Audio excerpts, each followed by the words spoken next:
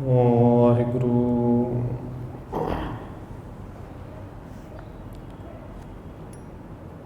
ਇੱਕ ਓੰਕਾਰ ਸਤਿਨਾਮ ਕਰਤਾ ਪੁਰਖ ਨਿਰਭਉ ਨਿਰਵੈਰ ਅਕਾਲ ਮੂਰਤ ਅਜੂਨੀ ਸੈਭੰ ਗੁਰ ਪ੍ਰਸਾਦ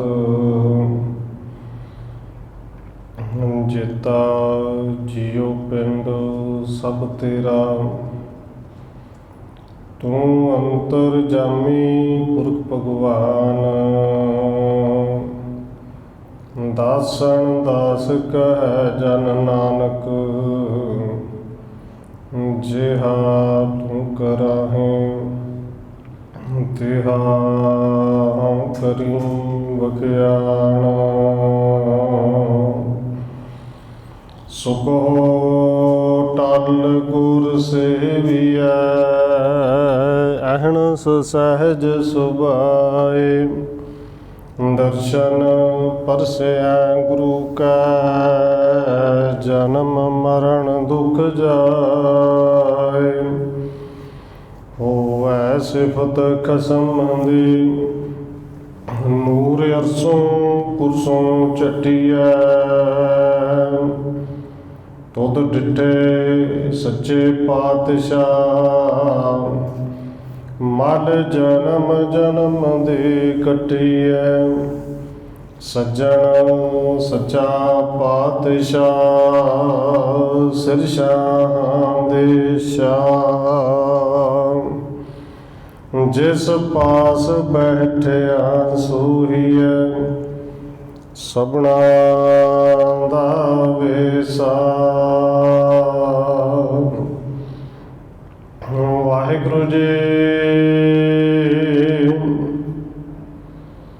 ਕਿਆ ਪੜੀਐ ਕਿਆ ਗੁਣੀਐ ਕਿਆ ਵੇਦ ਪੁਰਾਨਾ ਸੁਣੀਐ ਪੜੇ ਸੁਣੇ ਕਿਆ ਹੋਈ ਜੋ ਸਹਿਜ ਨ ਮਿਲਿਓ ਸੋਈ ਕਿਆ ਪੜੀਐ ਕਿਆ ਗੁਣੀਐ ਕਿਆ ਵੇਦ ਪੁਰਾਨਾ ਸੁਣੀਐ ਪੜੇ ਸੁਣੇ ਕਿਆ ਹੋਈ ਜੋ ਸਹਿਜ ਨ ਮਿਲਿਓ ਸੋਈ ਹਰ ਕਾ ਨਾਮ ਨ ਜਪਸ ਗਵਾਰਾ ਕਿਆ ਸੋਚੈ ਬਾਰੰਬਾਰ ਰਹਾਉ ਅੰਧਿਆਰੇ ਦੀਪਕ ਚਹੀਐ ਇੱਕ ਬਸਤੇ ਅਗੋਚਰ ਲਹੀਐ ਬਸਤੇ ਅਗੋਚਰ ਪਾਈ ਘਟ ਦੀਪਕ ਰਹਿਆ ਸਮਾਈ ਕਹਿ ਕਬੀਰ ਅਬ ਜਾਣਿਆ ਜਬ ਜਾਣਿਆ ਤੋ ਮਨ ਮਾਨਿਆ ਮਨ ਮਾਨੇ ਲੋਗ ਨਾ ਪਤੀਜੈ ਨਾ ਪਤੀਜੈ ਤੋ ਕਿਆ ਕੀਜੈ ਕਹਿ ਕਬੀਰ ਅਬ ਜਾਣਿਆ ਜਬ ਜਾਣਿਆ ਤੋ ਮਨ ਮਾਨਿਆ ਮਨ ਮਾਨੇ ਲੋਗ ਨਾ ਪਤੀਜੈ ਨਾ ਪਤੀਜੈ ਤੋ ਕਿਆ ਕੀਜੈ। ਵਾਹਿਗੁਰੂ ਜੀ ਕਾ ਖਾਲਸਾ ਵਾਹਿਗੁਰੂ ਜੀ ਕੀ ਫਤਿਹ।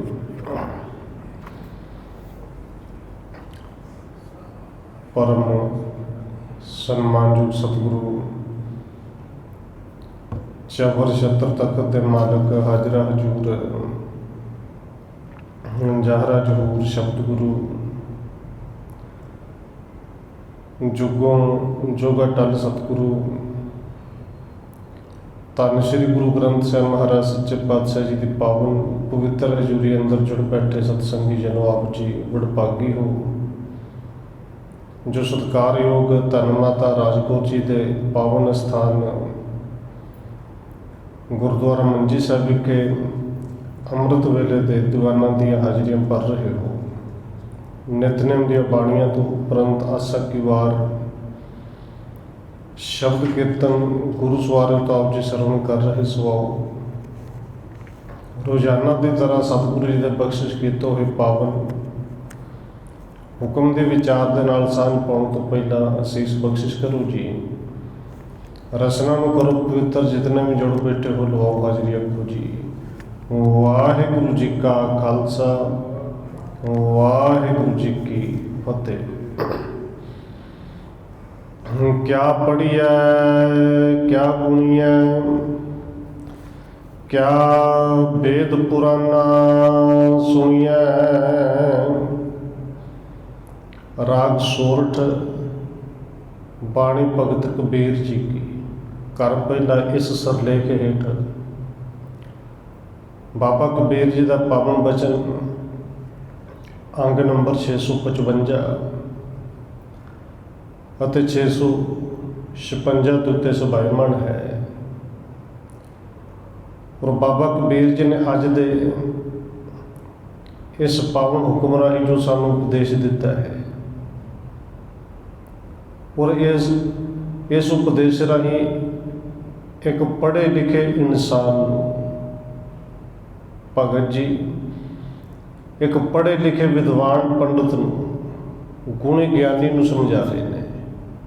ਔਰ ਦੇਖੋ, ਇੱਕ ਬੇਨਤੀ ਕਰਦੇ ਹਾਂ ਕਿ ਜਿਹੜਾ ਕੋਈ ਘੱਟ ਪੜ੍ਹਿਆ ਹੋਵੇ, ਕਿਤਾਬਾਂ ਕਰਕੇ ਘੱਟ ਪੜ੍ਹਿਆ ਹੋਵੇ, ਉਹਨੂੰ ਕੋਈ ਗੱਲ ਸਮਝਾਉਣੀ ਹੋਵੇ ਤੇ ਸੌਖੀ ਸਮਝਾਈ ਜਾ ਸਕਦੀ ਹੈ। ਪਰ ਜਿਹਨੇ ਕਿਤਾਬਾਂ ਬਹੁਤ ਪੜ੍ਹੀਆਂ ਹੋਣ, ਆਪਣੇ ਵੱਲੋਂ ਗਿਆਨ ਉਹਦੇ ਕੋਲ ਬੜਾ ਹੋਵੇ ਤੇ ਉਹਨੂੰ ਕੋਈ ਗੁਰਮਤਿ ਦਾ ਗਿਆਨ ਦੇਣਾ ਹੋਵੇ, ਉਹ ਓਨਾ ਹੀ ਔਖਾ ਹੈ। ਕਿਉਂਕਿ ਆਮ ਬੰਦਾ ਸਮਝ ਜਾਂਦਾ, ਪਰ ਪੜ੍ਹ ਕੇ ਇੱਕ ਵਿੱਦਿਆ ਦਾ ਹੰਕਾਰ ਇੰਨਾ ਆ ਜਾਂਦਾ ਕਿ ਜੋ ਕੁਛ ਮੈਂ ਪੜ੍ਹਿਆ ਹੈ, ਬਸ ਮੇਰੀ ਸਮਝ ਸਭ ਤੋਂ ਵੱਡੀ ਹੈ, ਮੇਰੇ ਤੋਂ ਸਮਝਦਾਰ ਕਿਹੜਾ ਹੈ। ਔਰ ਜਿਨ੍ਹਾਂ ਨੇ ਇਹ ਸਮਝ ਲਿਆ, ਬਾਬਾ ਕਬੀਰ ਜੀ ਨੇ ਉਹਨਾਂ ਨੂੰ ਸਮਝਾਉਣ ਦਾ ਯਤਨ ਕੀਤਾ। ਪਹਿਲਾ ਪਾਵਨ ਬਚਨ ਕਿਹਾ, ਕਹਿੰਦੇ ਕਿਆ ਪੜ੍ਹੀ ਹੈ ਕਿਆ ਗੁਣੀ ਹੈ। ਵੀ ਕੀ ਹੋ ਗਿਆ, ਕਿੰਨੇ ਕੁ ਪੜ੍ਹਾਈ ਤੂੰ ਕਰ ਲਈ। ਜਿੰਨਾ ਮਰਜ਼ੀ ਪੜ੍ਹ ਲਈਏ, ਇਸ ਪੜ੍ਹਾਈ ਦਾ ਲਾਭ ਕੀ। ਕਿਆ ਪੜ੍ਹੀ ਹੈ ਕਿਆ ਗੁਣੀ ਹੈ। ਗੁਣੀਆਂ ਦਾ ਅਰਥ ਕੇ ਵਿਚਾਰ ਕਰਨੀ। ਹੁਣ ਇੱਕ ਗੱਲ ਆਮ ਹੀ ਕਹੀ ਜਾਂਦੀ ਨਾ, ਗੁਰਬਾਣੀ 'ਚ ਪੜ੍ਹਨੀ ਹੈ ਭਾਈ, ਵਿਚਾਰ ਜ਼ਰੂਰੀ ਹੈ, ਵਿਚਾਰ ਕਰਨੀ ਚਾਹੀਦੀ ਹੈ। ਪਰ ਬਾਬਾ ਕਬੀਰ ਜੀ ਇਸ ਤੋਂ ਅੱਗੇ ਦੀ ਗੱਲ ਕਹਿੰਦੇ ਨੇ ਵੀ ਵਿਚਾਰ ਵੀ ਕਿਹੜੇ, ਵਿਚਾਰ ਦਾ ਵੀ ਕੀ ਲਾਭ ਹੈ। ਉਹ ਪੜ੍ਹਿਆ ਹੋਇਆ ਵਿਚਾਰਿਆ ਹੋਇਆ ਕਿਹੜੇ ਕੰਮ। ਕਿਆ ਪੜ੍ਹੀ ਹੈ ਕਿਆ ਗੁਣੀ ਹੈ, ਕਿਆ ਵੇਦ ਪੁਰਾਨਾ ਸੁਣੀ ਹੈ। ਫਿਰ ਪ੍ਰਚਾਰ ਆਮ ਹੀ ਕੀਤਾ ਜਾਂਦਾ ਨੇ, ਜੇ ਪਾਠ ਰਖਾਇਆ ਕੋਈ ਸੁਣੋ। ਬਾਬਾ ਕਬੀਰ ਜੀ ਕਹਿੰਦੇ ਨੇ ਸੁਣ ਵੀ ਲਿਆ ਤੇ ਫਿਰ ਕੀ ਹੋ ਜਾਏਗਾ। ਵਿਚਾਰ ਲਿਆ, ਪੜ੍ਹ ਲਿਆ, ਸੁਣ ਲਿਆ ਤੇ ਕੀ ਹੋਏਗਾ। ਕਹਿੰਦੇ ਕੁਝ ਵੀ ਨਹੀਂ ਹੋਣਾ। ਕਿਆ ਪੜ੍ਹੀ ਹੈ ਕਿਆ ਗੁਣੀ ਹੈ, ਕਿਆ ਵੇਦ ਪੁਰਾਨਾ ਸੁਣੀ ਹੈ। ਕਿਉਂ ਨਹੀਂ ਜੀ, ਕਿਉਂ ਕੁਝ ਨਹੀਂ ਹੋਣਾ। ਕਹਿੰਦੇ ਪੜ੍ਹੇ ਸੁਣੇ ਕਿਆ ਹੋਈ, ਕੀ ਪੜ੍ਹ ਕੇ ਸੁਣ ਕੇ ਵਿਚਾਰ ਕੇ ਕੀ ਹੋਏਗਾ, ਕੁਝ ਨਹੀਂ ਹੋਣਾ। ਜੋ ਸਹਿਜ ਨਾ ਮਿਲਿਓ ਸੋਈ। ਜੇ ਇਹ ਸਾਰੇ ਕੁਝ ਨੂੰ ਪੜ੍ਹ ਕੇ ਵਿਚਾਰ ਕੇ ਤੂੰ ਆਪਣੇ ਅੰਦਰ ਟਿਕਾਏ ਨਹੀਂ, ਤੇਰਾ ਹੀ ਅੰਦਰ ਸਹਿਜ ਵਿੱਚ ਨਹੀਂ ਆਇਆ। ਜੋ ਕੁਝ ਪੜ੍ਹਿਆ ਹੈ ਜੇ ਜੀਵਨ ਵਿੱਚ ਉਹਨੂੰ ਕਮਾਇਆ ਨਹੀਂ, ਤੇ ਬਾਬਾ ਕਬੀਰ ਜੀ ਕਹਿੰਦੇ ਨੇ ਫਿਰ ਪੜ੍ਹਨ ਦਾ, ਸੁਣਨ ਦਾ, ਵਿਚਾਰਨ ਦਾ ਫਿਰ ਤੇ ਕੋਈ ਲਾਭ ਨਹੀਂ। ਹੁਣ ਪੜ੍ਹਨਾ ਚਾਹੀਦਾ ਹੈ, ਪਰ ਇਹ ਪੜ੍ਹ ਕੇ ਵਿਚਾਰਨਾ ਵੀ ਚਾਹੀਦਾ ਹੈ। ਤੇ ਇਕੱਲੇ ਵਿਚਾਰ ਨਹੀਂ, ਭਗਤ ਜੀ ਨੇ ਤੇ ਸਮਝਾਇਆ, ਇੱਥੇ ਇਹ ਨਹੀਂ ਕਿਹਾ ਕਿ ਪੜ੍ਹੋ ਹੀ ਨਾ, ਪੜ੍ਹਨਾ ਮਾੜਾ ਹੈ। ਕਹਿੰਦੇ ਪੜ੍ਹੋ, ਪੜ੍ਹ ਕੇ ਵਿਚਾਰੋ, ਤੇ ਵਿਚਾਰ ਕੇ ਛੱਡਣਾ ਨਹੀਂ, ਵਿਚਾਰ ਕੇ ਉਹਨੂੰ ਜੀਵਨ ਦਾ ਆਚਾਰ ਬਣਾਉਣਾ ਹੈ। ਆਚਾਰ ਭਾਵ ਕਿ ਜੀਵਨ ਦੇ ਆਪਣੇ ਆਚਰਣ ਦੇ ਅੰਦਰ ਉਹਨੂੰ ਢਾਲਣਾ ਹੈ, ਆਪਣਾ ਜੀਵਨ ਉਸ ਮੁਤਾਬਕ ਬਣਾਉਣਾ ਹੈ। ਫਿਰ ਤੇ ਪੜ੍ਹੇ ਦਾ ਵੀ ਲਾਭ ਹੈ, ਸੁਣੇ ਦਾ ਵੀ ਲਾਭ ਹੈ, ਵਿਚਾਰੇ ਦਾ ਵੀ ਲਾਭ ਹੈ, ਫਿਰ ਤੇ ਫਾਇਦਾ ਹੈ। ਹੁਣ ਧੰਨ ਗੁਰੂ ਗ੍ਰੰਥ ਸਾਹਿਬ ਮਹਾਰਾਜ ਸੱਚੇ ਪਾਤਸ਼ਾਹ ਜੀ ਦੀ ਵਿਚਾਰ ਕਰਨੀ ਹੋਵੇ, ਧੰਨ ਗੁਰੂ ਕਲਗੀਧਰ ਪਾਤਸ਼ਾਹ ਜੀ ਨੇ ਇੱਕ ਵਾਰੀ ਸਿੱਖਾਂ ਨੂੰ ਕਿਹਾ ਸੀ ਕਿ ਭਾਈ ਸਿੱਖੋ, ਕੋਈ ਸਿੱਖ ਐਸਾ ਹੈ, ਪੜ੍ਹੇ ਲਿਖੇ ਤਾਂ ਉਦੋਂ ਵੀ ਬਥੇਰੇ ਸਨ, ਕਥਾ ਕਰਨ ਵਾਲੇ ਵੀ ਸਨ, ਵੱਡੇ ਵੱਡੇ ਵਿਦਵਾਨ ਵੀ ਸਨ। ਧੰਨ ਗੁਰੂ ਕਲਗੀਧਰ ਪਾਤਸ਼ਾਹ ਜੀ ਕਹਿੰਦੇ ਨੇ, ਮੈਂ ਘੋੜੀ ਤੇ ਚੜ੍ਹਨ ਲੱਗਿਆ, ਬਸ ਘੋੜੀ ਤੇ ਰਕਾਬ ਇੱਕ ਪੈਰ ਰੱਖਾਂਗਾ, ਦੂਸਰਾ ਪੈਰ ਰੱਖਣ ਤੋਂ ਪਹਿਲਾਂ ਇਹ ਜਿਹੜਾ ਗ੍ਰੰਥ ਸਾਹਿਬ ਉਦੋਂ ਗੁਰੂ ਸਾਹਿਬ ਜੀ ਨੇ ਦਮਦਮ ਸਾਹਿਬ ਵਾਲੀ ਬੇੜ ਜਿਹਨੂੰ ਕਹਿੰਦੇ, ਗੁਰੂ ਸਾਹਿਬ ਜੀ ਨੇ ਲਿਖਵਾ ਦਿੱਤਾ ਸੀ। ਨਵੇਂ ਪਾਤਸ਼ਾਹ ਦੀ ਬਾਣੀ ਦਰਜ ਸੀ, ਭਾਵੇਂ ਗੁਰੂ ਸ਼ਬਦ ਉਦੋਂ ਨਹੀਂ ਸੀ ਵਰਤਿਆ ਜਾਂਦਾ, ਪਰ ਗੁਰੂ ਸਾਹਿਬ ਜੀ ਕਹਿੰਦੇ ਨੇ ਕਿ ਪੂਰੇ ਗ੍ਰੰਥ ਸਾਹਿਬ ਦੀ ਕੋਈ ਅਰਥ ਕਰਕੇ ਇੰਨੇ ਸਮੇਂ 'ਚ ਸੁਣਾਏ ਕਿ ਦੂਸਰਾ ਪੈਰ ਰੱਖਣ ਤੋਂ ਪਹਿਲੋਂ ਅਰਥ ਹੋ ਜਾਣਾ। ਹੁਣ 1430 ਅੰਗ ਨੇ ਜੀ, ਜਿਹੜੇ ਸਾਡੇ ਵਰਗੇ ਕੁਝ 2-4 ਕਿਤਾਬਾਂ ਪੜ੍ਹਨ ਵਾਲੇ ਸਨ, ਕੋਈ 10 ਵੀ ਪੜ੍ਹੀਆਂ ਹੋਣਗੀਆਂ ਨੇ, ਕਿਸੇ ਨੇ 100-200 ਪੜ੍ਹੀਆਂ ਹੋਣਗੀਆਂ, ਕਈ ਹਜ਼ਾਰਾਂ ਕਿਤਾਬਾਂ ਪੜ੍ਹਨ ਵਾਲੇ ਵੀ ਹੋਣਗੇ। ਉਹ ਤੇ ਸੋਚੇ ਪੈ ਗਏ ਕਿ ਏਡੇ ਵੱਡੇ ਗ੍ਰੰਥ ਦੀ ਵਿਚਾਰ ਘੋੜੀ ਦੇ ਪੈਰ ਰੱਖਣ ਤੋਂ ਪਹਿਲੋਂ ਕਿਵੇਂ ਅਰਥ ਕਰਦੀ ਹੈ ਜੀ। ਪਰ ਗੁਰੂ ਘਰ ਦੇ ਵਿੱਚ ਭਾਂਡੇ ਮਾਂਜਣ ਵਾਲਾ ਗੁਰੂ ਦਾ ਸਿੱਖ ਜਿਹੜਾ ਬਹੁਤਾ ਕੁਝ ਨਹੀਂ ਪੜ੍ਹਿਆ, ਗੁਰਮੁਖੀ ਜਾਣਦਾ ਹੈ, ਬਸ ਉਹਦੇ ਨਾਲ ਉਹ ਨਿਤਨੇਮ ਕਰਦਾ, ਪਾਠ ਕਰਦਾ ਹੈ, ਕੋਈ ਬਹੁਤਾ ਨਹੀਂ ਪੜ੍ਹਿਆ। ਹੱਥ ਜੋੜ ਕੇ ਅੱਗੇ ਆਇਆ, ਸਤਿਗੁਰੂ ਜੀ ਜੇ ਤੁਹਾਡੀ ਕਿਰਪਾ ਹੋਵੇ ਤਾਂ ਮੈਂ ਅਰਥ ਕਰ ਸਕਦਾ। ਔਰ ਸਤਿਗੁਰੂ ਜੀ ਜਾਣਦੇ ਵੀ ਸਾਨੂੰ ਮੁਸਕਰਾ ਪਏ, ਕਹਿੰਦੇ ਚੱਲ ਠੀਕ ਹੈ ਭਾਈ, ਮੈਂ ਇੱਕ ਪੈਰ ਰੱਖ ਲਿਆ, ਦੂਜਾ ਰੱਖਣ ਲੱਗਿਆ, ਕਰ ਅਰਥ। ਇਹਨੇ ਗੁਰੂ ਸਾਹਿਬ ਦੇ ਚਰਨਾਂ 'ਚ ਮੱਥਾ ਟੇਕਿਆ ਤੇ ਇੱਕੋ ਦਮ ਜ਼ੋਰ ਦੀ ਕਹਿ ਦਿੱਤਾ, ਇੱਕ ਓੰਕਾਰ ਸਤਿਗੁਰ ਪ੍ਰਸਾਦ। ਸਤਿਗੁਰੂ ਜੀ ਹੀ ਅਰਥ ਨੇ। ਔਰ ਧੰਨ ਗੁਰੂ ਗ੍ਰੰਥ ਸਾਹਿਬ ਜੀ ਦੇ 1430 ਪੰਨੇ ਇੱਕ ਓੰਕਾਰ ਸਤਿਗੁਰ ਪ੍ਰਸਾਦ ਦੀ ਹੀ ਅੱਗੇ ਸਾਰੀ ਵਿਆਖਿਆ ਹੈ। ਔਰ ਸਤਿਗੁਰੂ ਜੀ ਕਹਿੰਦੇ ਨੇ ਬਿਲਕੁਲ ਸੱਚ ਹੈ, ਉਹ ਰੱਬ ਇੱਕ ਹੈ। ਔਰ ਧੰਨ ਗੁਰੂ ਨਾਨਕ ਦੇਵ ਸੱਚੇ ਪਾਤਸ਼ਾਹ ਜੀ ਸਾਨੂੰ ਇੱਕ ਦੇ ਨਾਲ ਹੀ ਜੋੜਨ ਆਏ ਨੇ। ਭਾਈ ਸਿੱਖੋ, ਅਸੀਂ ਇੱਕ ਹਾਂ, ਸਾਡਾ ਅੰਮ੍ਰਿਤ ਇੱਕ ਹੈ, ਸਾਡਾ ਬਾਣਾ ਇੱਕ ਹੈ। ਪਰ ਬਾਣੇ ਨੂੰ ਕਿਉਂਕਿ ਅਸੀਂ ਕੱਪੜਾ ਸਮਝ ਲਿਆ, ਜੇ ਕੱਪੜਾ ਸਮਝਾਂਗੇ ਫਿਰ ਤਾਂ ਕਈ ਬਾਣੇ ਬਣਨਗੇ, ਕਈ ਤਰ੍ਹਾਂ ਦੇ ਹੋਣਗੇ, ਪਰ 5 ਕਕਾਰਾਂ ਵਾਲਾ ਬਾਣਾ ਇੱਕੋ ਹੀ ਹੈ। ਔਰ ਸਤਿਗੁਰ ਪ੍ਰਸਾਦ, ਬਸ ਗੁਰੂ ਦੀ ਕਿਰਪਾ ਚਾਹੀਦੀ ਹੈ। ਇਹ ਸਾਰੇ ਗੁਰੂ ਗ੍ਰੰਥ ਸਾਹਿਬ ਦੀ ਵਿਆਖਿਆ ਇਹ ਤੇ ਹੈ, ਗੁਰੂ ਦੀ ਕਿਰਪਾ ਚਾਹੀਦੀ ਹੈ। ਹੁਣ ਬਾਬਾ ਕਬੀਰ ਜੀ ਇੱਥੇ ਇਹ ਕੁਝ ਸਮਝਾਉਂਦੇ ਨੇ ਭਈ ਜੇ ਇਹ ਪੜ੍ਹ ਕੇ ਲਿਖ ਕੇ ਵਿਚਾਰ ਕੇ ਗੁਰੂ ਦੀ ਕਿਰਪਾ ਹੀ ਨਹੀਂ ਆਈ, ਗੁਰੂ ਦੀ ਕਿਰਪਾ ਨੂੰ ਤੂੰ ਲਿਆ ਹੀ ਨਹੀਂ, ਅੰਦਰ ਵਾਲਾ ਭਾਂਡਾ ਬਣਾਇਆ ਹੀ ਨਹੀਂ, ਜੋ ਪੜ੍ਹਿਆ ਵਿਚਾਰਿਆ ਉਹਨੂੰ ਜੀਵਨ ਦੇ ਵਿੱਚ ਲੈ ਕੇ ਆਇਆ ਹੀ ਨਹੀਂ, ਜੇ ਅੰਦਰ ਸਹਿਜ ਆਇਆ ਹੀ ਨਹੀਂ, ਫਿਰ ਪੜ੍ਹੇ ਲਿਖੇ ਦਾ ਫਾਇਦਾ ਕੀ ਹੈ। ਸਤਿਗੁਰੂ ਧੰਨ ਗੁਰੂ ਅਰਜਨ ਦੇਵ ਸੱਚੇ ਪਾਤਸ਼ਾਹ ਨੇ ਇੱਕ ਪਾਵਨ ਬਚਨ ਕਿਹਾ ਹੈ, ਉਹ ਕਹਿੰਦੇ ਪਾਠ ਪੜ੍ਹਿਓ ਅਰ ਵੇਦ ਵਿਚਾਰਿਓ, ਨਿਵਲ ਭਯੰਗਮ ਸਾਧੇ। ਹੁਣ ਉੱਥੇ ਧੰਨ ਗੁਰੂ ਅਰਜਨ ਦੇਵ ਜੀ ਥੋੜ੍ਹੀ ਕਹਿੰਦੇ ਨੇ ਵੀ ਪਾਠ ਪੜ੍ਹਨਾ ਨਹੀਂ ਚਾਹੀਦਾ। ਗੁਰੂ ਦੇ ਸਿੱਖ ਦੀ ਤੇ ਮਰਿਆਦਾ ਹੀ ਇਹ ਹੈ ਨਾ ਵੀ ਸਿੱਖ ਦਾ ਜੀਵਨ ਵਿੱਚ ਇੱਕ ਸਹਿਜ ਪਾਠ ਚੱਲਦੇ ਰਹਿਣਾ ਚਾਹੀਦਾ ਹੈ। ਪਾਠ ਤੇ ਪੜ੍ਹਨਾ ਹੈ, ਪਰ ਉੱਥੇ ਗੁਰੂ ਸਾਹਿਬ ਜੀ ਕਹਿੰਦੇ ਨੇ ਪਾਠ ਵੀ ਪੜ੍ਹ ਲਿਆ, ਪੜ੍ਹੇ ਲਿਖੇ ਨੂੰ ਸਮਝਾਉਂਦੇ ਨੇ ਨਾ, ਪਾਠ ਪੜ੍ਹਿਓ ਔਰ ਵੇਦ ਵਿਚਾਰਿਓ, ਧਾਰਮਿਕ ਗ੍ਰੰਥਾਂ ਦੇ ਵਿਚਾਰ ਵੀ ਕਰ ਲਈ।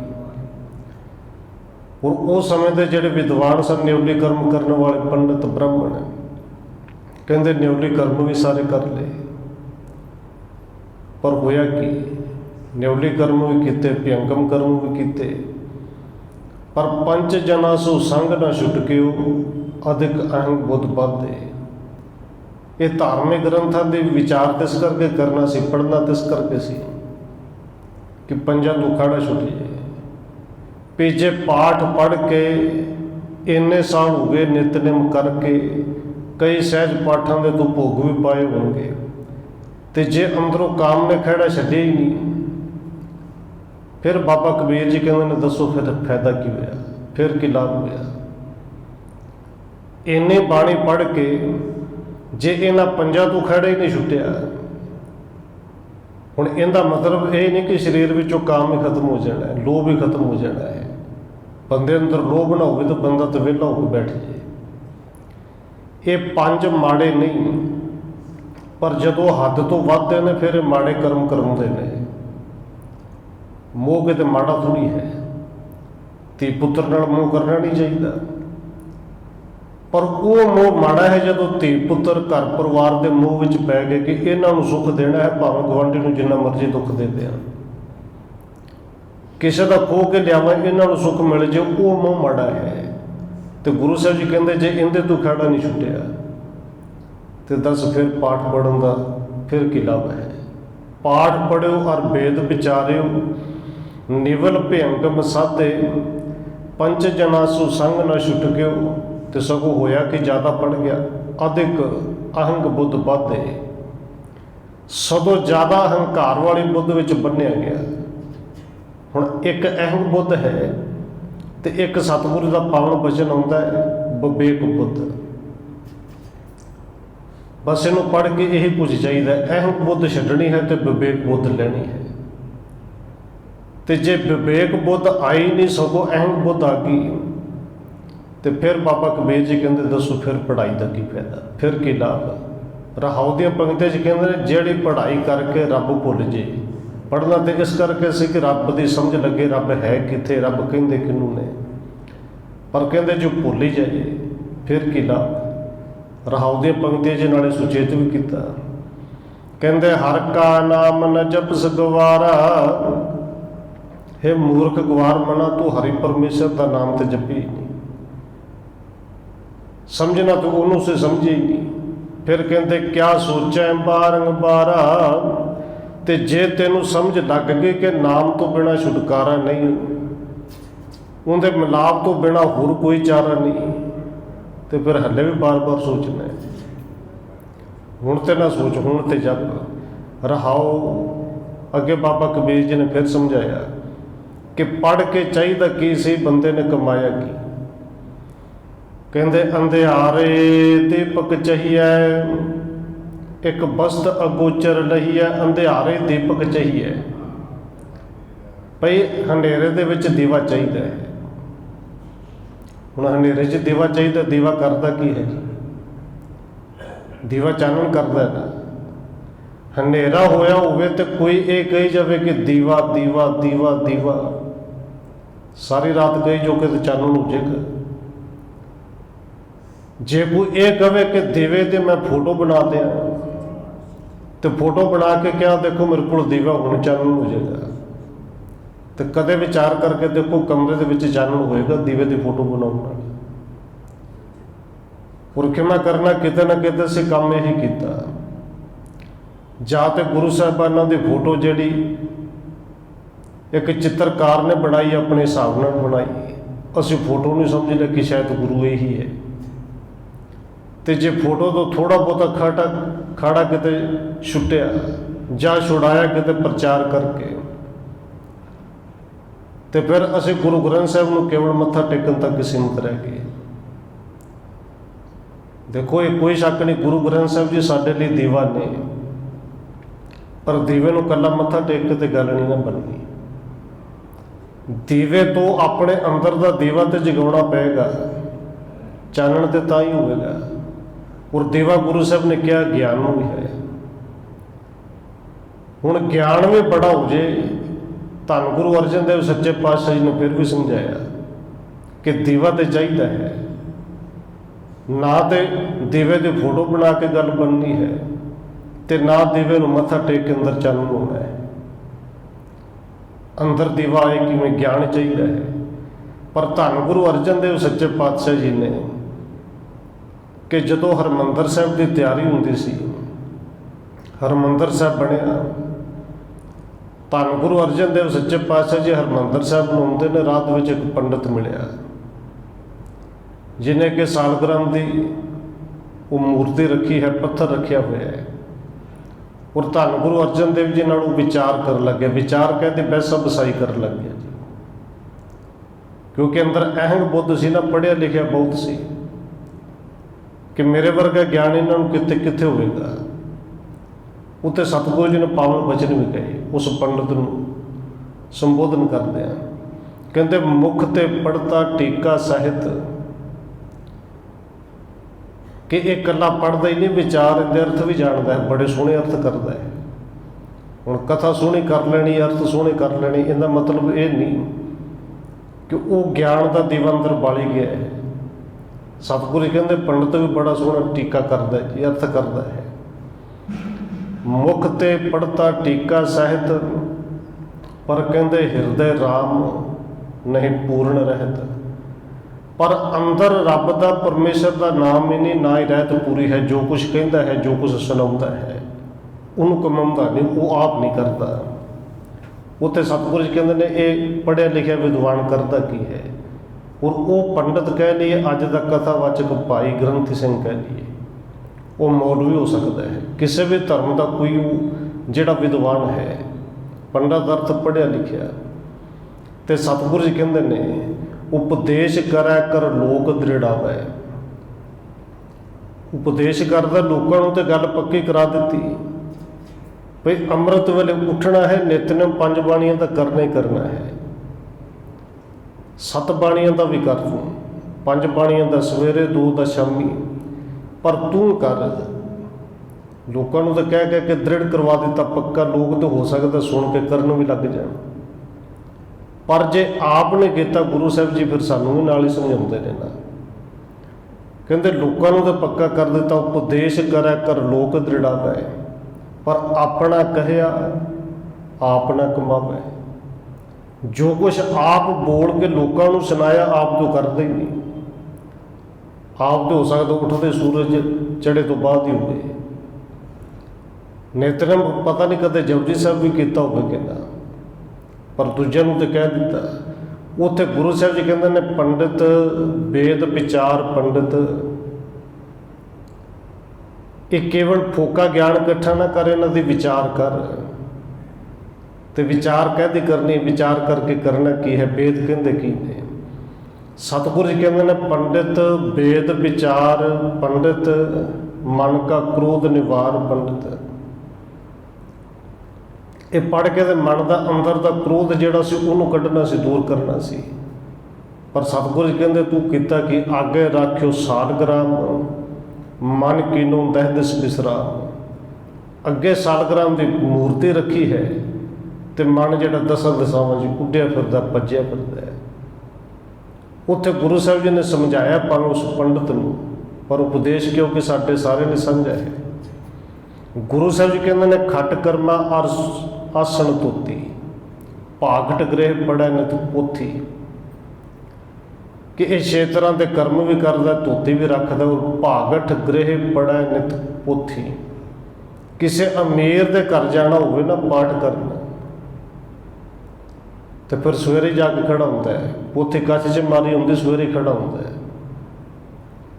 जिथे नहीं भी जाना ना, वो भावें ग्रंथी सिंह हो तो भावें पंडित हो, जे किते तो 9-10 बजे तक नहीं पहुँचना, तो किते उन्होंने उठने तो पहलू जाके खड़े होना। पता है कि इतों लिफाफा चंगा मिलना है। तो सतगुरु धन गुरु अर्जन देव जी कहते हैं कदे विचार करके वो पाठ तू अपने स्वार्थ लिए कर रहे हैं कि अपने अंदर को निखारन वास्ते कर रहे हैं। अमीरां दे घर जाके पुथियां पढ़ के उत्थे करता की है, माला फेरै मंगे बेभूत। कि मैं तुहाडे नां दी माला फेर देंगा जां पाठ कर देंगा जां ये जाप मैं कर देंगा, लाभ तैनूं मिल जाएगा, बस तुसीं मैनूं लिफाफा चंगा भर के दे दे। पर सतगुरु धन गुरु अर्जन देव जी ने जिहड़ा पावन बचन किया है कि देखो इवें बाबियां दे माला मूला फेरन दे नाल तुहाडा पार उतारा नहीं होना। जे भुख भाई मैनू लगी है प्रशादा तुसीं छक जाओगे तो मेरी भुख थोड़ी मरनी है। प्यास तुहानू लगी पानी ठंडा तुसीं मैनू पिया दे के बाबा जी छको तो तुहाडी प्यास थोड़ी चली जानी है। और गुरु दे बाणी ते जिहड़ा विचारेगा अपने जीवन दे विच लैके आएगा, ये लाभ केवल उन्होंने ही मिल सकता है। उत्थे गुरु साहब जी कहते हैं यह बिद कोई ना तरियो मीत। ਵੀ ਇਵੇਂ ਲੋਕਾਂ ਨੂੰ ਸੁਣਾ ਕੇ, ਲੋਕਾਂ ਦੇ ਘਰ ਜਾ ਕੇ ਪੜ੍ਹ ਕੇ, ਵਿਚਾਰਾ ਕਰਕੇ ਜੇ ਕੇਵਲ ਦੂਜਿਆਂ ਨੂੰ ਸੁਣਾਇਆ, ਫਿਰ ਕੋਈ ਨਹੀਂ ਤਰਿਆ। ਅੱਜ ਤੱਕ ਕੋਈ ਨਹੀਂ ਤਰਿਆ। ਹੁਣ ਗੁਰੂ ਸਾਹਿਬ ਜੀ ਸਵਾਲ ਪੈਦਾ ਹੋ ਗਿਆ, ਇੱਥੇ ਬਾਬਾ ਕਬੀਰ ਜੀ ਵੀ ਕਹਿੰਦੇ ਨੇ, ਕਿਆ ਪੜ੍ਹੀਏ ਕਿਆ ਗੁਣੀਏ।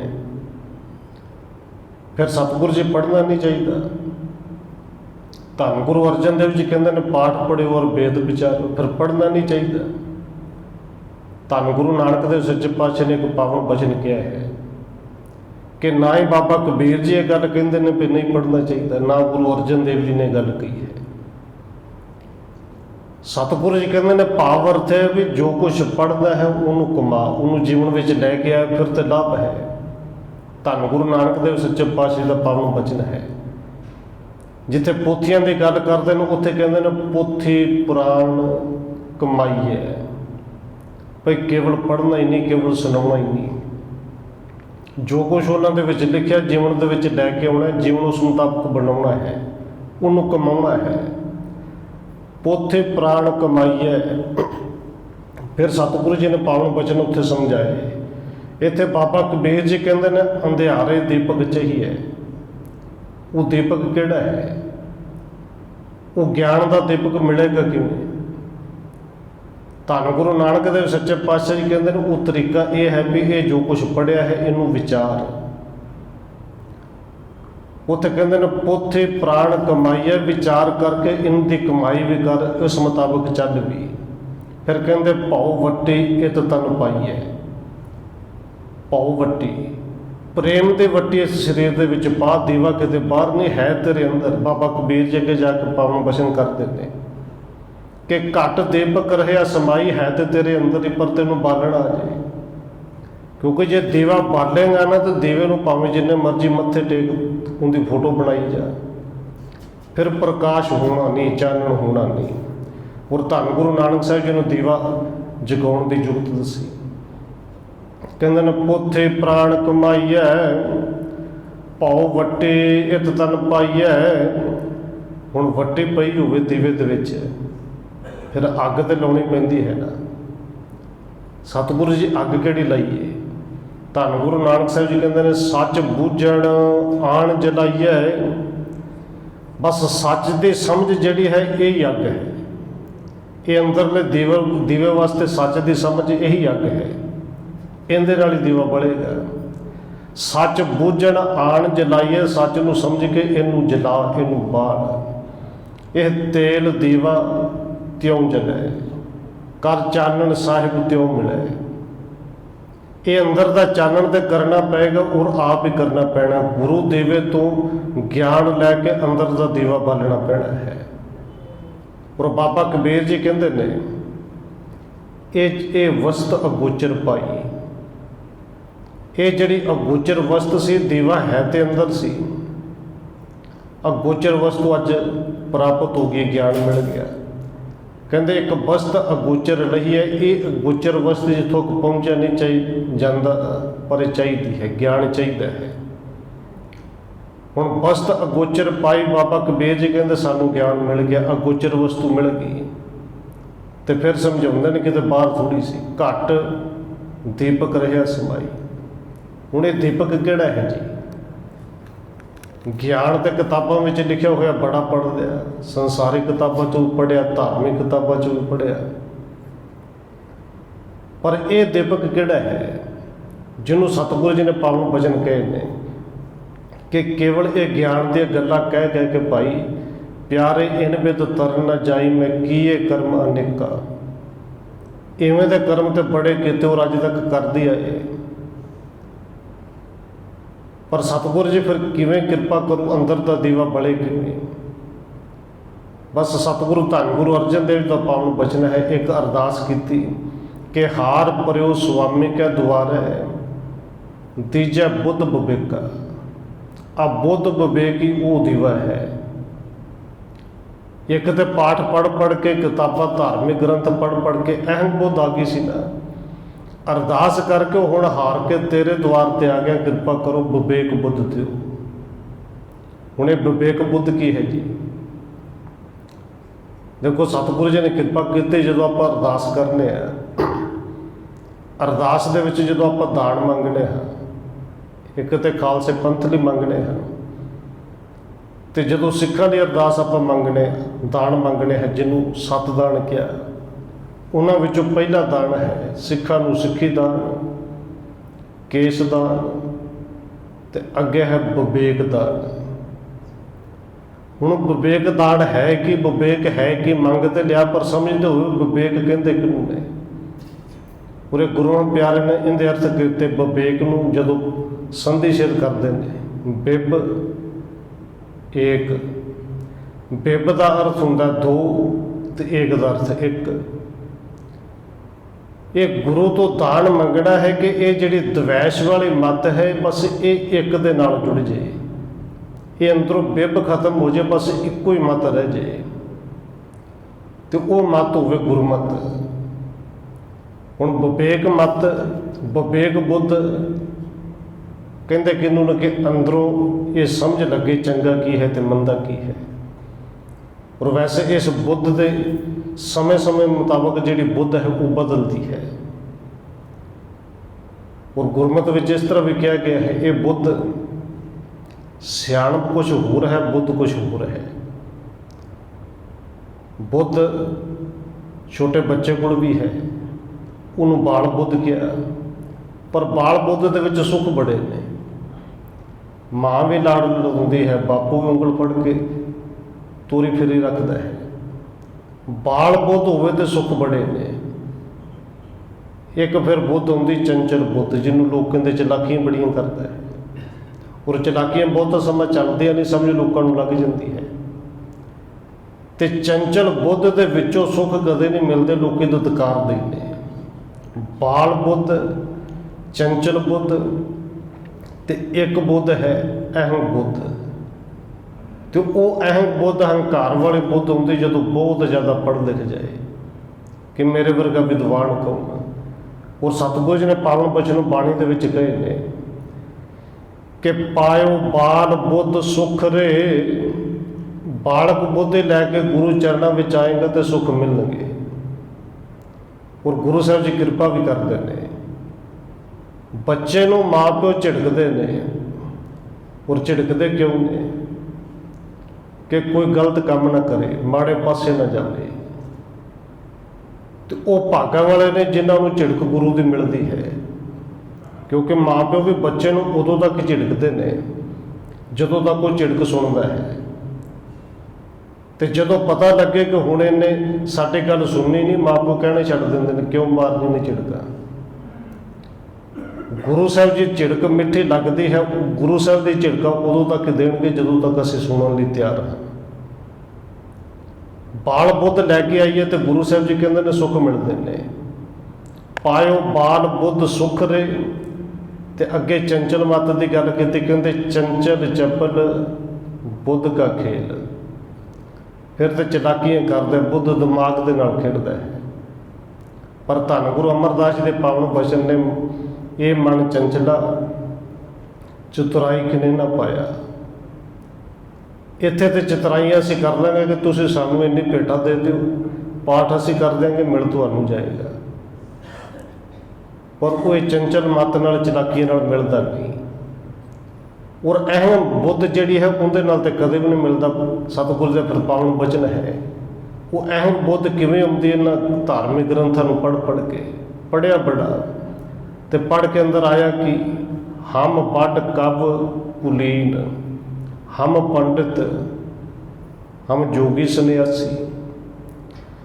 ਮੇਰੇ ਵਰਗਾ ਕਵੀ ਕਿਹੜਾ, ਮੇਰੀ ਉੱਚੀ ਕੁੱਲ, ਮੈਂ ਜੋਗੀ ਮੈਂ ਪੰਡਿਤ। ਔਰ ਸਤਿਗੁਰੂ ਜੀ ਕਹਿੰਦੇ ਨੇ ਗਿਆਨੀ ਗੁਣੀ ਸੂਰ ਹਮ ਤਾਤੇ, ਇਹ ਬੁੱਧ ਕਬੇ ਨਾ ਨਾਸੀ। ਇਹ ਹੰਕਾਰ ਵਾਲੀ ਬੁੱਧ ਆ ਜੇ ਨਾ, ਅਹੰ ਬੁੱਧ, ਫਿਰ ਇਹ ਛੇਤੀ ਕਿਤੇ ਜਾਂਦੀ ਨਹੀਂ।